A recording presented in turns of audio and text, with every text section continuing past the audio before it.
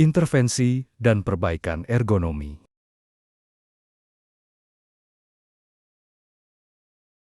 Outline 1. Konsep intervensi ergonomi. 2. Hierarki pengendalian ergonomi. 3. Modifikasi, peralatan dan lingkungan. 4. Program pelatihan dan edukasi pekerja. 5. Intervensi organisasi dan manajerial. 6. Evaluasi keberhasilan intervensi. Tujuan 1. Menjelaskan konsep intervensi ergonomi sebagai tindak lanjut penilaian risiko. 2. Menguraikan hierarki pengendalian ergonomi dari eliminasi hingga APD. 3. Merancang modifikasi peralatan, mesin, atau lingkungan kerja agar lebih ergonomis. 4. Menyusun program pelatihan pekerja untuk mendukung perubahan ergonomi. 5. Mengimplementasikan intervensi organisasi seperti rotasi, kerja dan manajemen waktu. 6. Mengevaluasi efektivitas intervensi ergonomi secara berkelanjutan. Definisi intervensi ergonomi.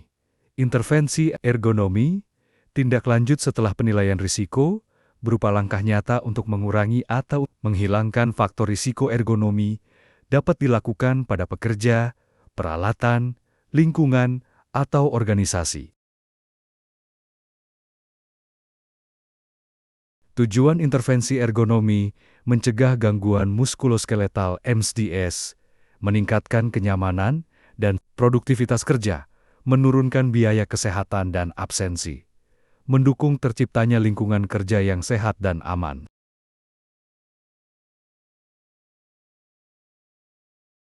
Prinsip dasar intervensi harus berbasis hasil penilaian risiko ergonomi, mengutamakan solusi paling efektif, dan berkelanjutan, melibatkan partisipasi pekerja agar intervensi sesuai kebutuhan nyata.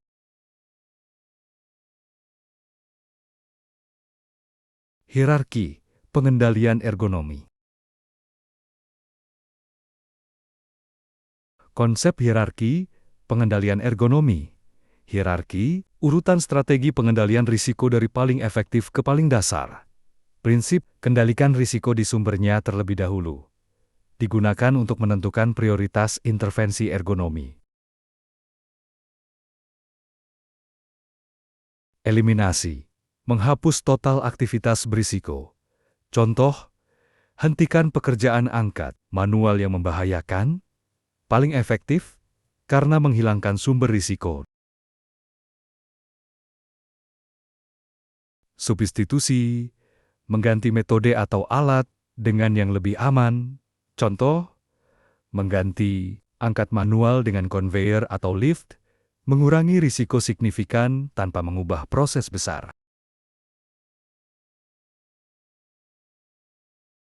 Engineering control, modifikasi, peralatan, workstation, atau proses.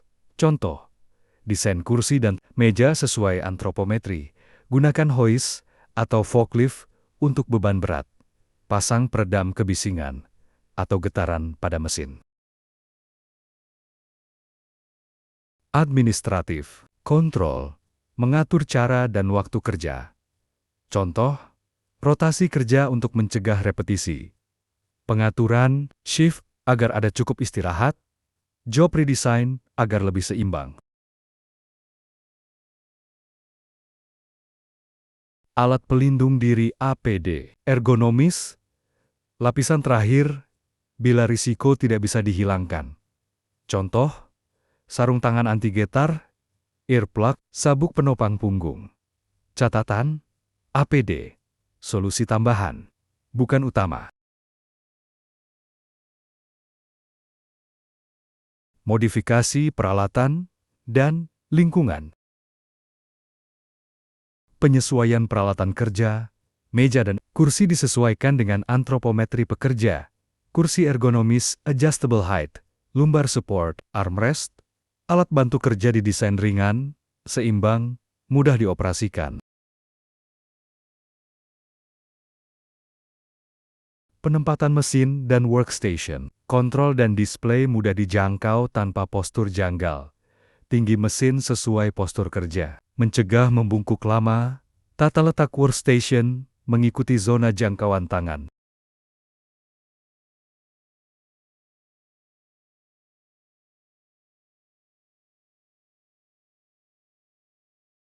Perbaikan lingkungan kerja.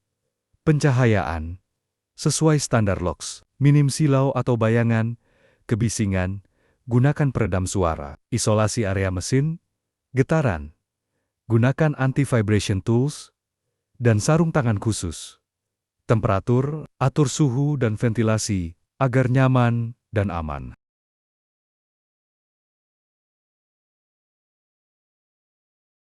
Program pelatihan dan edukasi pekerja.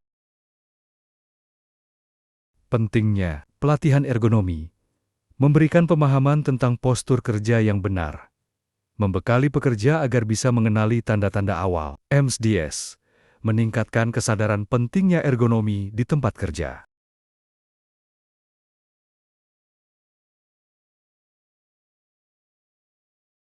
Materi, pelatihan, ergonomi. Cara menggunakan peralatan ergonomis dengan benar, teknik manual handling yang aman, edukasi tentang stretching dan micro break untuk mengurangi kelelahan. Strategi, edukasi, pekerja, pelatihan rutin, dan refreshment secara berkala. Simulasi langsung di area kerja on-the-job training, poster, video, dan reminder visual sebagai pengingat sehari-hari.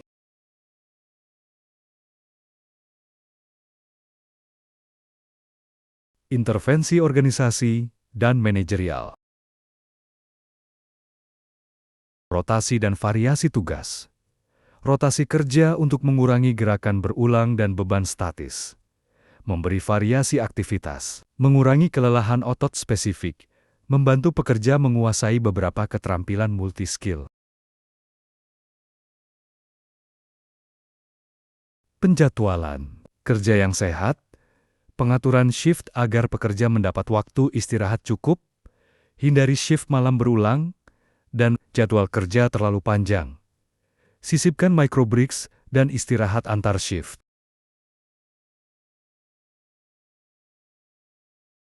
Partisipasi pekerja dalam perbaikan. Melibatkan pekerja dalam proses redesign pekerjaan. Pekerja dapat memberi masukan praktis terkait kondisi kerja nyata. Partisipasi meningkatkan kepatuhan dan keberhasilan intervensi.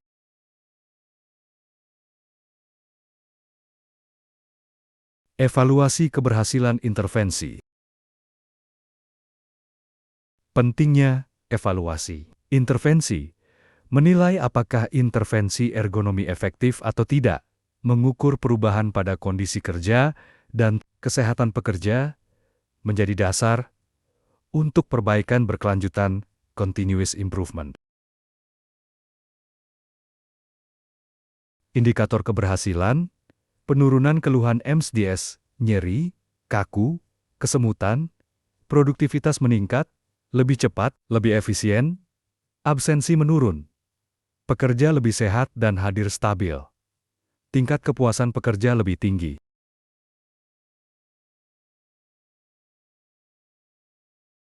Tindak lanjut dan dokumentasi, lakukan pengukuran ulang risiko dengan metode RULA, REBA, dan lain-lain. Catat hasil intervensi sebagai data evaluasi perusahaan. Terapkan prinsip continuous improvement untuk memastikan ergonomi selalu terjaga.